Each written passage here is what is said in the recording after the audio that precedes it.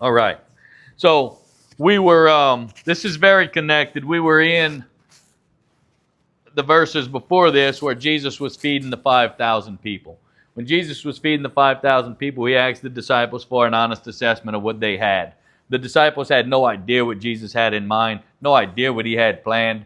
So he asked the disciples to go and see what they had. They came back, they said, we have 5 loaves and we have 2 fish. He took the 5 loaves, he took the 2 fish, he prayed, he blessed it, and he passed that out. And they picked up from after feeding the 5,000 men, which I don't know exactly how many people, but 5,000 men it says, and then they picked up 12 baskets after that. Jesus then speaks with the disciples, and this is how that goes. So I'm going to be between Mark chapter 6, verses 45 and 52, and simultaneously Matthew chapter 14, 22, and 23. I don't have a problem with anything that Mark did. Love everything that he did. But going with Mark and Matthew in this simultaneously just seems to give a broader understanding for the testimony here. So that's how I'm going to run that. So I'm going to read Mark 6, 45 through 48 first, and then I'm going to read Matthew, and we're going to see how that works, okay? Everybody all right with that? Oh, cool. Thank you. Very understanding. So it says this. Immediately he made his disciples get into the boat and go before him to the other side to Bethsaida, while he dismissed the crowd. And after he had taken leave of them, he went up on the mountain to pray. And when evening came, pay attention to the time, the boat was out on the sea, and he was alone on the land. And he saw that they were making headway painfully, for the wind was against them.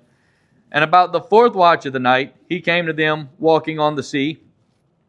He meant to pass by them. That's where that stops. All right. I'm going to go to Matthew chapter 14, and I'm going to read 22 through 24. It says this. And immediately he made the disciples get into the boat and go before him to the other side, while he dismissed the crowds. And after he had dismissed the crowds, he went up on the mountain by himself to pray. When evening came, he was there alone. But the boat by this time was a long way from land. It was beaten by the waves, and the wind was contrary against them, or the wind was against them. All right. So, Jesus now is with the disciples. It's the people had eaten, right? And it's getting late. Of course, it was late in the day when the disciples said, hey, Jesus, it's late in the day. Send the people out to let them go get something to eat. It was late at that time, but it's getting later, okay? So Jesus dismisses the disciples. He says, you guys jump in the boat. Y'all head across, like going towards Bethsaida. I'm going to catch up with you. So he dismisses the crowd, and he goes up in the mountain to do what? Yep, he goes up in the mountain to pray. Now, he had just given the disciples time for them to rest and recuperate and all that good stuff, and now that's what he's doing. He's going up alone. He's having some time with him and the Father, because this is an important relationship for Jesus, just like it should be for us. So in the meantime, the disciples, they get in the boat and they're going across. And what time is it whenever the boat's in the water and they're going across? What does it say? It was evening time. All right.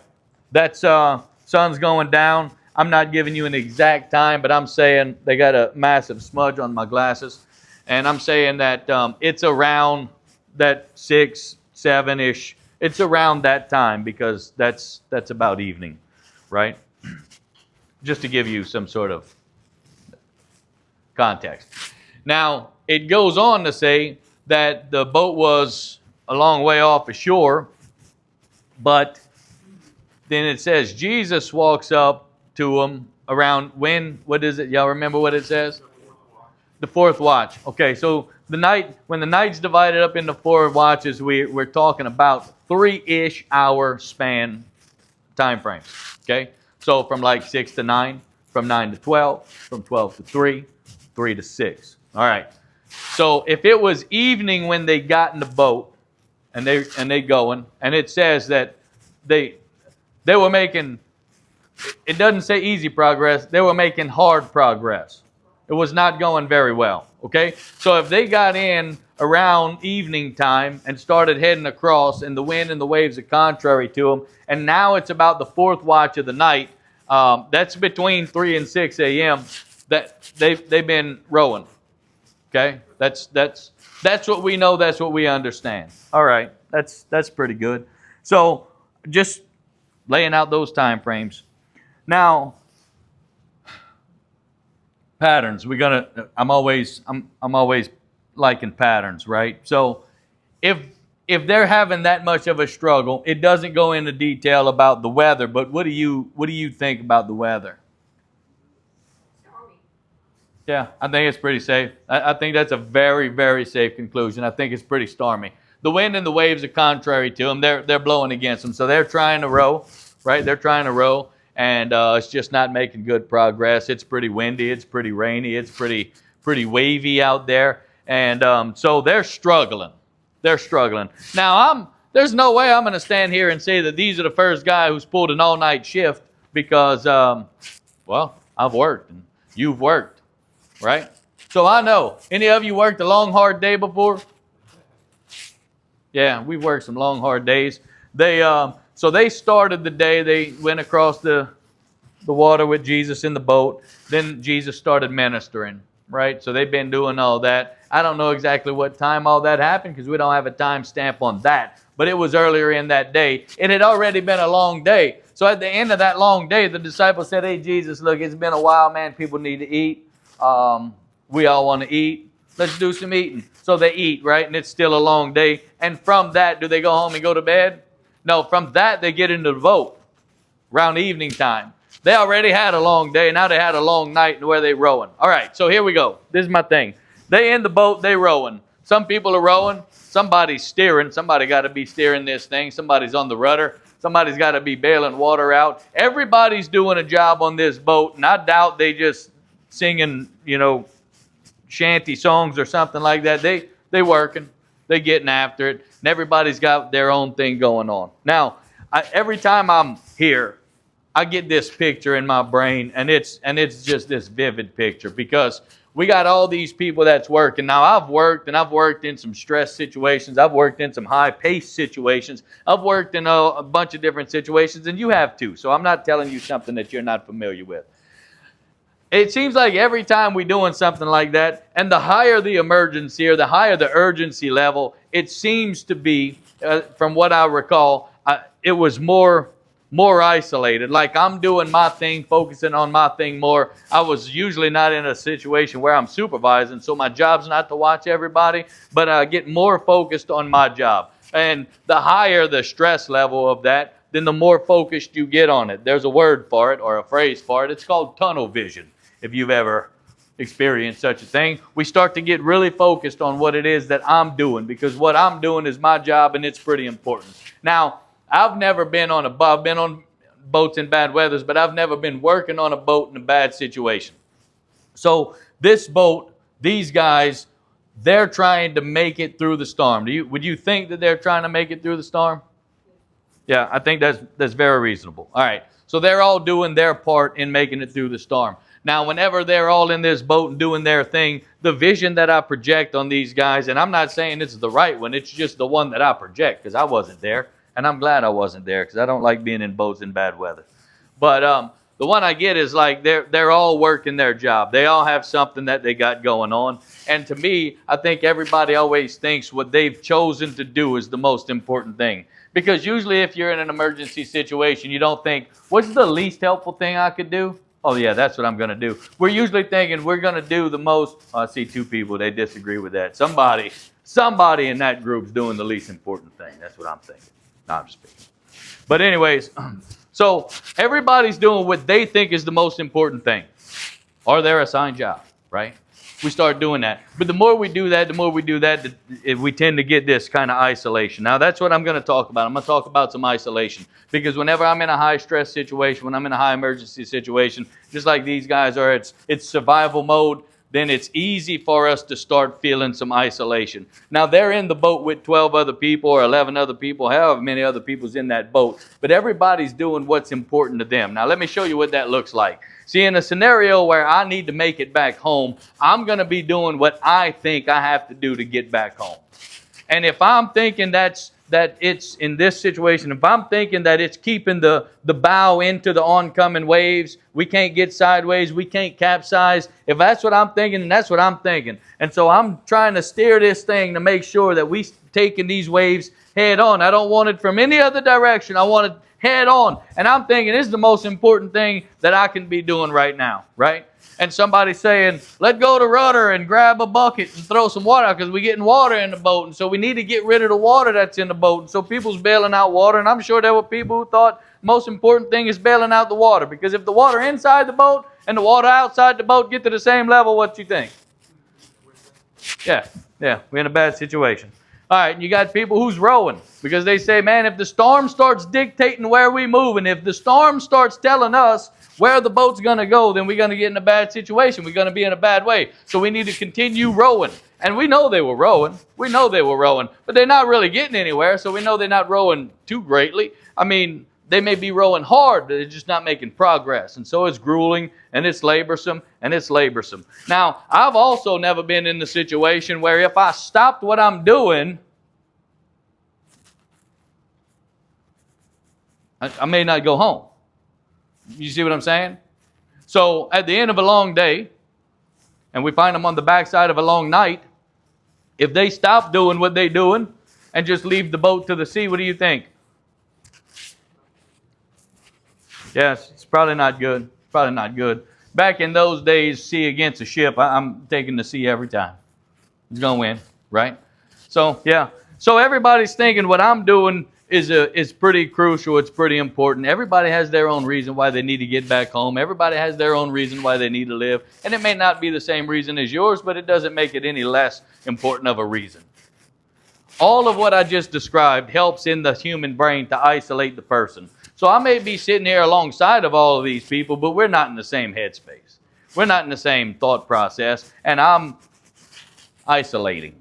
All right, so I bring all that out because all of these elements right here are contrary to them. They're all against them. Now in life, there's a lot of elements that are against you. I'm not going to go into all of the different things because there's just tons of things. And what's relevant in my life is not relevant in your life, and vice versa. What's relevant in yours isn't necessarily relevant in mine. But what I do know, common to me and common to you, because patterns of human life, is that you're facing some elements that are contrary to you. I have to believe that. There may be some smooth sailing days, but I'm telling you that there's contrary ones too, where all of the elements just stack up against us. And that's okay. That's just life. God's not mad at you. He's not picking on you. The earth's not mad at you. It's not picking on you. Karma's not coming around to get you. It's just life. It's just doing life stuff. And in life, the elements are pretty rough. Was earth made to last forever? It was not. Never. It was never created to last forever. Were you in the body created to last forever? Never were. These are not long-term things. These are short-term bodies, right? So, all right. So we understand that there's a lot of elements that come against us. A lot of elements that come against us. And they're grueling. And they're hard. And it's laborsome. And they never let up. And they never let up. And I hear people tell me all the time, man, it's one thing after the next. I feel like I get on top right here and boom, this hits me. And it's always a different thing, but it's always the same thing. It's always a different scenario, different element, but it's always the same thing when I'm talking to people. It's this, I'm doing good here, and then this happens, and then this happens. And it just keeps on and keeps on. And it reminds me of this boat, and I see this boat in that. Every time I'm talking to people, this is the exact image. It's just this clip that's rolling in my head. This is one of the most critical passages in all of Scripture for me, has been for me. All right? So, and that's what I see, because it's just one element after the other. One element after the other. You got the wind, you got the rain, you got the seas, you got all this stuff that's affecting these guys, and it's determining what they're doing. That's what I see. That's what I see in it. All right, so right here, we're talking about a boat in a sea. And I'm telling you, there's no other option. In life, I'm talking about elements that hit us. And sometimes you just don't really have any other options. Sometimes it's just what it is. And we got our hand to it, and we rowing, and we rowing, and we bailing, and we bailing, and we steering, and we hoping, and we praying, and we going. And I know it don't sound very hopeful. I'm sorry. It's not a fairy tale, though, and not every story ends with great triumph and victory. But right here, that's what they're doing. They rowing. They rowing. All right.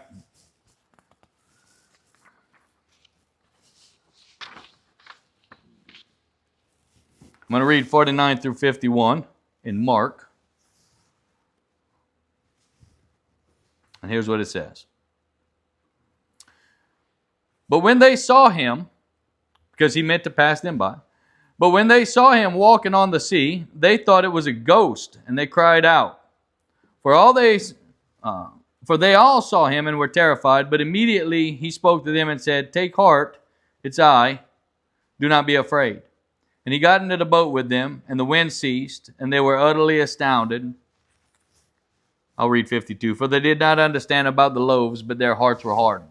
All right, I'm going to go to Matthew 14, verses 25 through 27, and here's what they say. And in the fourth watch of the night he came to them walking on the sea, but when the disciples saw him walking on the sea, they were terrified and said, "It's a ghost." And they cried out in fear, but immediately Jesus spoke to them, saying, "Take heart, it is I, do not be afraid." All right. So they both say the same. They agree all the time. They agree. They just do it a little bit different. And then Matthew's going to have a little bit of different extra stuff. Mark wasn't there. That's cool. That doesn't mean Mark's lying or wrong. It just means he wasn't there. Matthew was there, and he's going to say some stuff here about what goes on that Mark doesn't put in there, and that's fine. All right, so fourth watch of the night, Jesus is walking. They see Jesus walking. They say, "Ghost." All right. I don't want anyone to answer me here, but most people don't believe ghost stories. Most people don't believe in ghosts. Most people don't think ghosts are out there trying to haunt people. All right, I'm not saying for or against. I'm just saying most people don't. And I'm assuming that the disciples, on any normal day of their life, probably don't believe in ghost stories. I also believe that fishermen probably went out all night, came back, and were like, "Man, we caught all kind of fish, but a ghost came and stole it." And they probably telling stories and all kinds of stuff. No telling what kind of mythical creatures and all that stuff they got going on in their stories. But they see Jesus walking, and they say, "Ghost." Now, in all fairness, the last time you seen somebody come walk across a pond? You hadn't? Look, I spent a lot of hours out in the Gulf of Mexico, and I can tell you with all certainty, no one's ever walked up to our platform. No one. I've never seen anybody walking on water. Not in a lake, not in a river, not anywhere. Okay, I've never seen that. And these guys never seen that. So, in all fairness now, okay, and I'm going to talk about ghosts, but in all fairness, if you out there in the middle of the night, and you seen somebody come walking around, are you just going to be like, probably John, out here walking around? That's probably, because we don't see that because it's not normal. That's not natural, right? All right. So they say, "Look, it's a ghost." That was their conclusion. They're like, "Oh, it's a ghost." Now, have they seen Jesus do miracles? Yeah. They've seen him do all kinds of stuff. How many times they've watched him walk across the sea?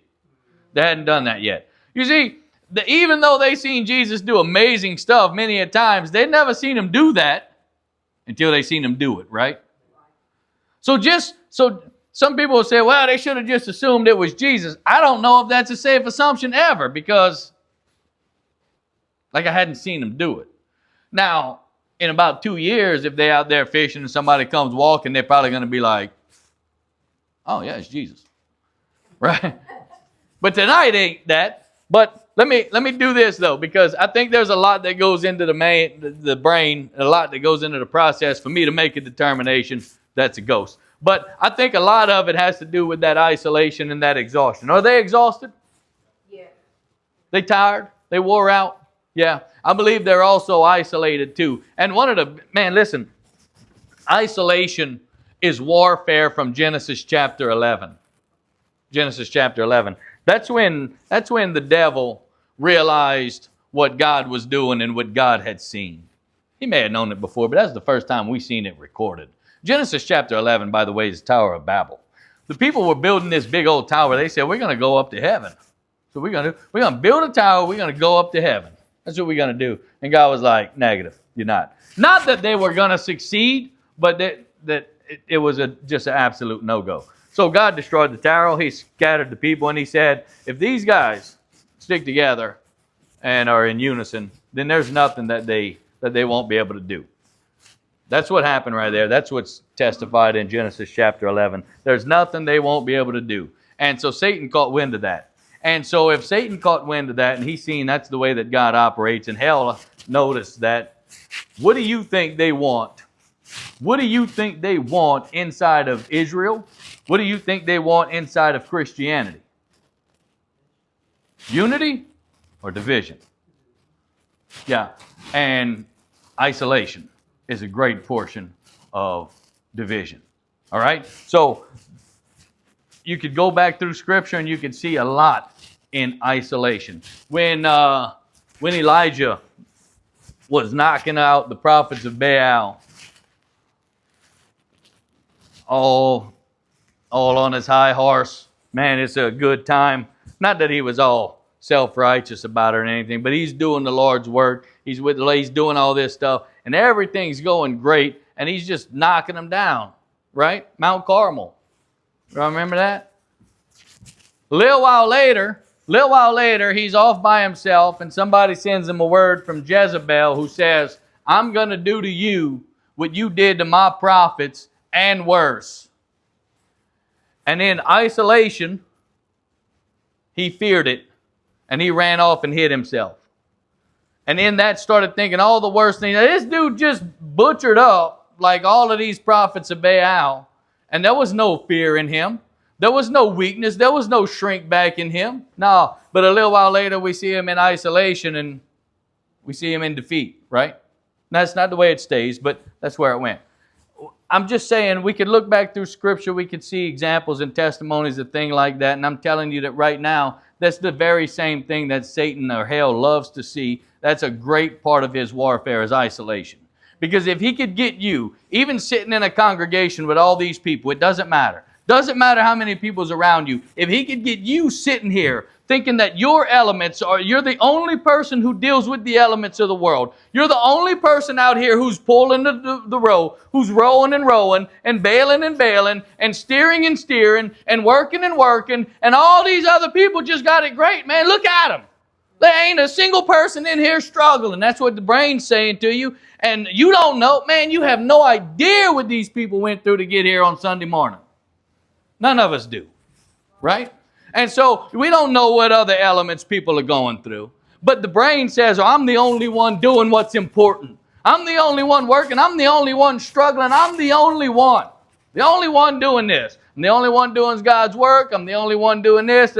Whatever it is that we tell ourselves, we say, I'm the only one doing, I'm the only one. And hell loves this because it's great. Because you could be sitting here with all these Christians, with all these people in church, and thinking, I'm the only one. Is that being part of, or is that being drawn away? Is that isolation? It's isolation. Listen, I'm not sitting here beating you up. That's not what I'm doing. I'm not sitting here saying, oh, you're wrong, and all you ever do is think wrong. That's not what I'm doing. We have, without a good awareness, without understanding, without wisdom, we have absolutely no chance to fight against hell and its great structures. No chance. They're not a disorganized, weird array of demons. They're very strategic, very pinpoint. They're very, very good at their warfare. And so isolation, that's an easy thing for them to get to. Whether you're inside this boat or whether you're sitting inside of a church, anywhere. Because we start getting that in the mind. All right? And then so we're exhausted because we've been fighting. We're exhausted because all the elements, and we're not projecting the right thoughts because we're isolating ourselves and we're thinking we're the only ones. All this stuff goes into it. And then when you would never expect, you would never believe the ghost story. Now all of a sudden it seems logical, seems plausible. Like the most believable scenario for these guys right here was ghost. Look, I'm not saying it's a bad conclusion. I'm not saying any of us would have came to any other conclusion. I'm saying there's a lot that goes into the process of getting us to where we're saying ghost. There's a lot that goes into that.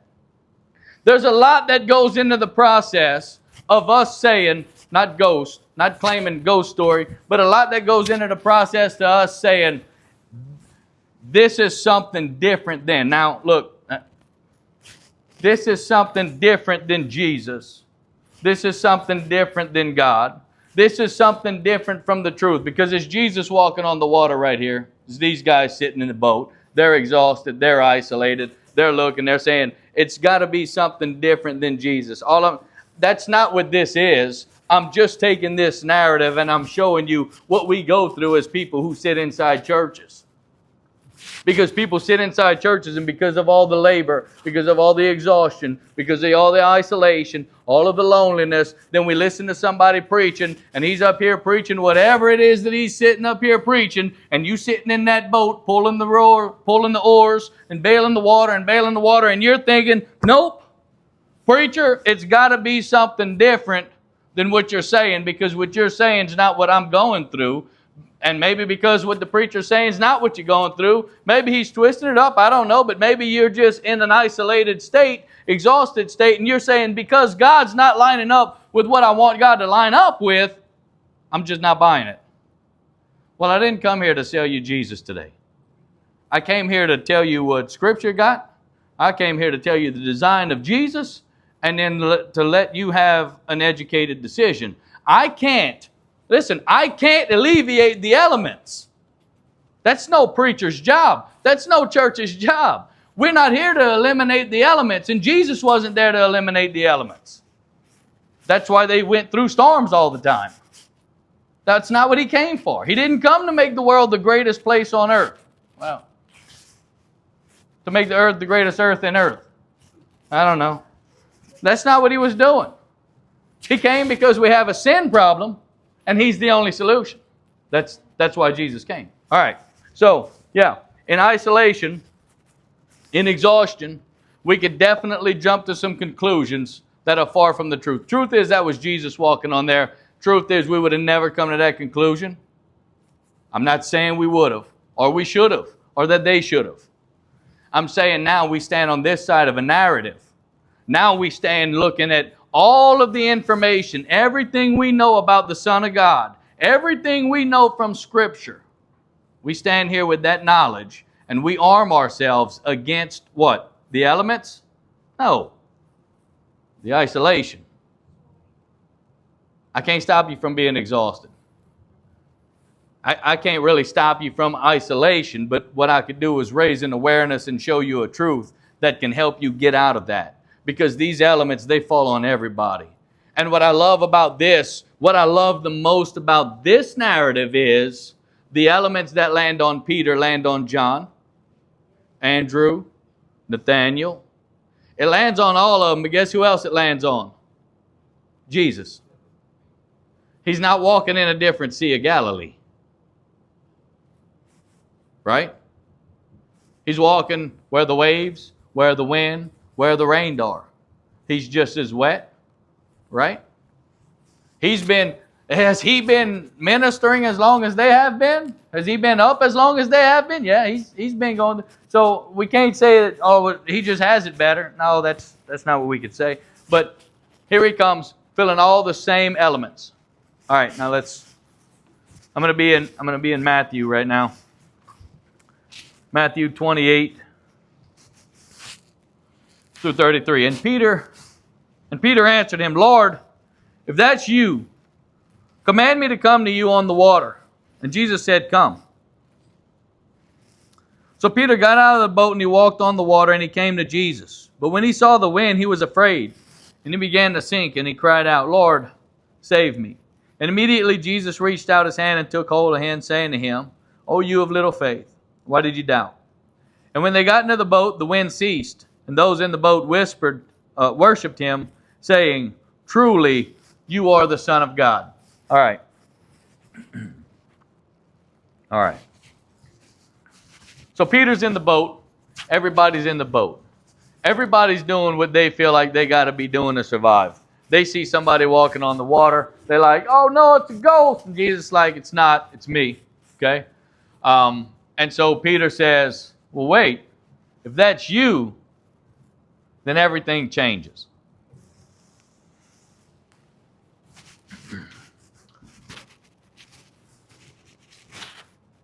In this narrative, are the disciples in the safest place?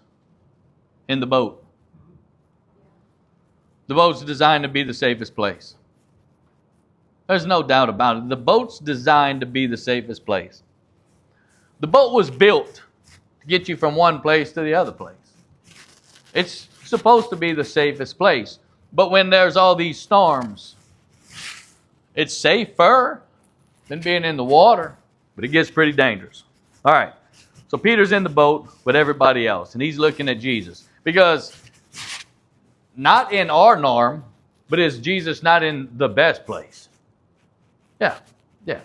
There's Jesus. He's just standing on the sea. You can't do that. You can't do that. I can't do that. Listen.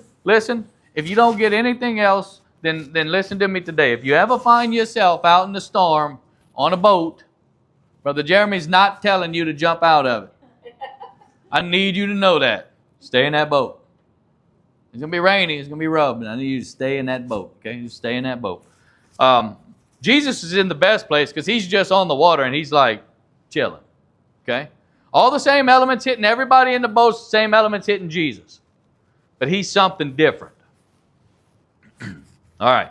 Now I like to do this, and I'm not saying it's this passage's doctrine. I'm telling you it's the way that I've seen it for a very long time, and it was really good for me. I see this boat as religion.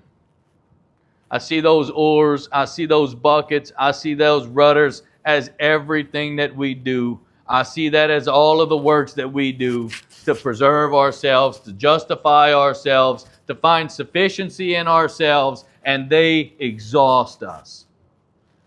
And while we're pulling the oar, bailing the water, steering the ship, while we're doing all this and we're exhausting ourselves and our minds saying nobody else is pulling like I'm pulling, bailing like I'm bailing, doing like I'm doing, here I am doing all this stuff, and we could justify ourselves. Now listen, this is right on the backside of Jesus' feeding the 5,000. He said, give me an honest assessment. What we got? They said 5 loaves and 2 fish. He took the 5 loaves and 2 fish, and were 5 loaves and 2 fish enough? I love my trick questions. No, they weren't enough. Ain't nobody feeding 5,000 people with 5 loaves and 2 fish. Jesus was sufficient. But I like to trick y'all. I'm sorry. It's my addiction. Jesus was sufficient. But they just brought him an honest assessment. Jesus doesn't need us. Listen, I'm not making a direct parallel. These dudes needed to be on the oars. Or else they wouldn't have made it to when Jesus walked up. They needed to be doing what they were doing. Here's what I'm saying to you in this. We don't need to justify ourselves, and we will not find sufficiency no matter how much you pull the oars of religion.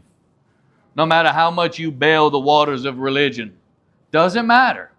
Doesn't matter. No matter how much you think you're doing what no one else is doing, that's not going to justify you. You're not going to stand before God in that last day and say, Lord, I did more than everybody around me. That's not going to be the determining factor.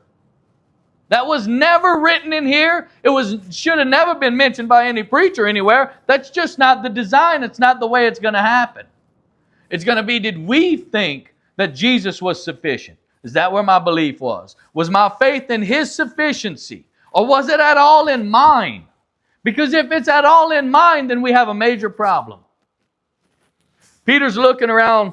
He sees Jesus standing there, and he's in the boat, which was designed to be the safest place, but right now it's just not. Safest place is right there with Jesus. That's Peter's determination. And that's a hard determination to get to, but that's where he got to. He said, Lord, if that's you, then let me come out on the water. And so Jesus says, come. Because you'll never ask Jesus, let me approach you. And he'll say, no, not right now. All right?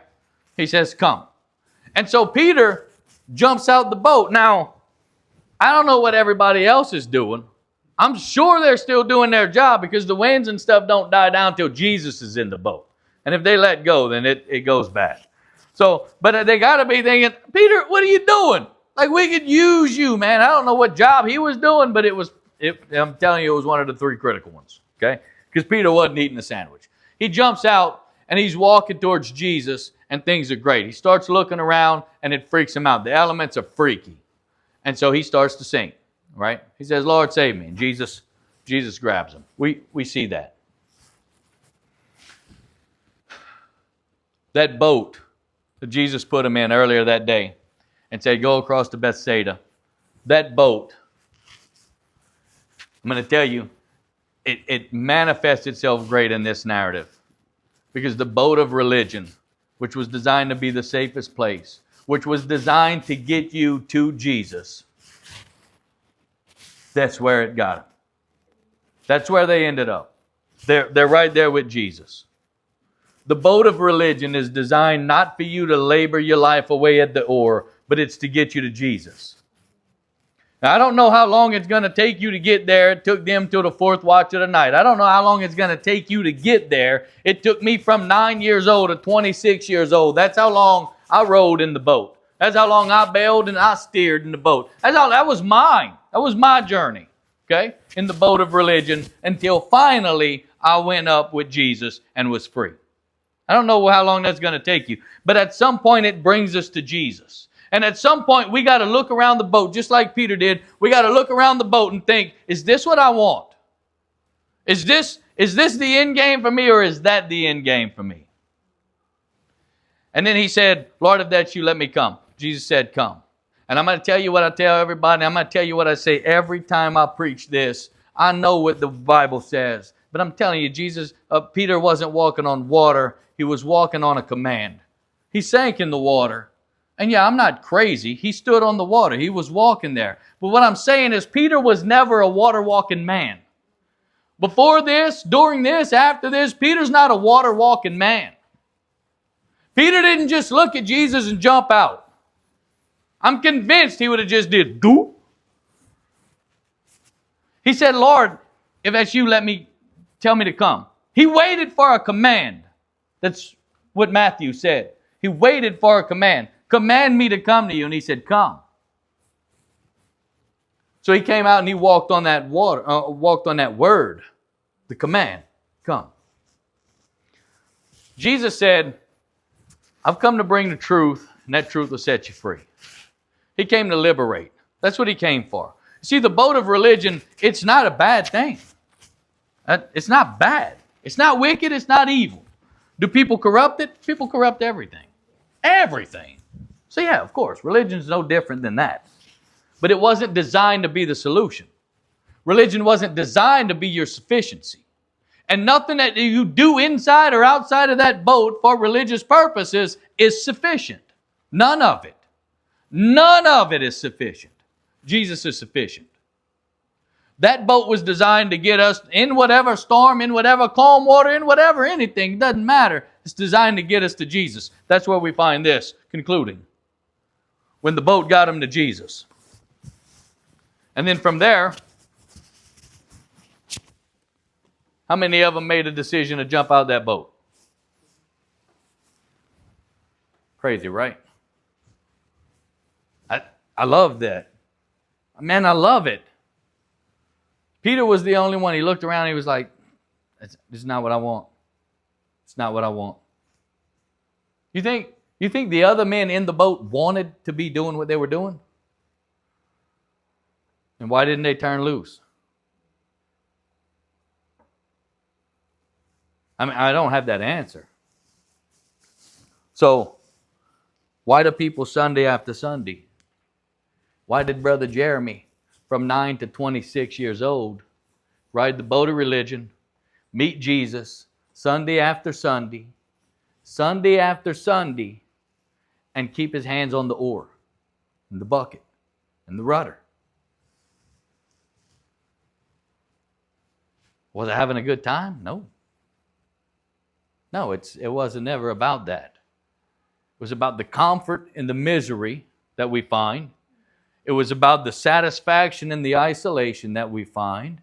It's about the actually being happy and being the only self-righteous person around, the only one doing all the right stuff.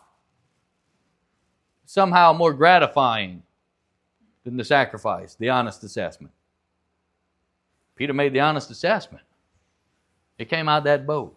I'm not mad at the other guys. I ain't picking on those other guys. And I'm not picking on anybody inside of churches. All I'm doing is I'm just articulating to you what happens inside of people. You could say it's not so. Doesn't make it not so. This is what people do. It's easier for a lot of times for a lot of us to just keep on doing the religious things instead of catching the freedom of Jesus. Because it's what we were taught from this little. It's what we were told. We trusted those folks. I'm not saying they're bad folks. I'm not saying that. Just sometimes we comfortable in that labor. I know that sounds crazy. There's a comfort in sameness, no matter how miserable it makes you. If you don't believe that, just back up, take a look at your life. We leave a lot of misery in our lives just because we're not willing to work to change it. Yeah. Jesus said to Peter, "Why'd you doubt? Why'd you doubt?" Let's rewind. Jesus was with Jairus.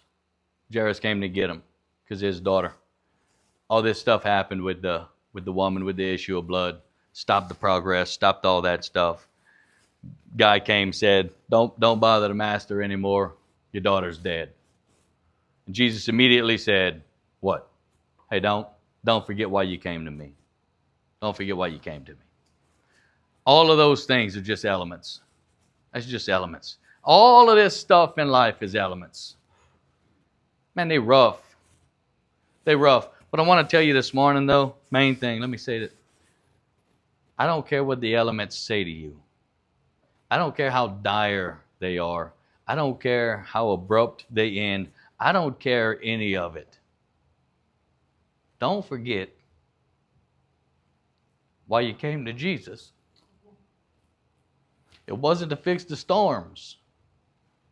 It was because He's the solution, the only solution to the only unsolvable problem we have. That's why. And there's no element that earth or hell can throw against you that changes His sufficiency. That is what we got to have. You're going to be exhausted. You're going to hurt. You're going to cry. Life's rough. Doesn't change what Jesus came for, nor His sufficiency to hold it. Let's pray.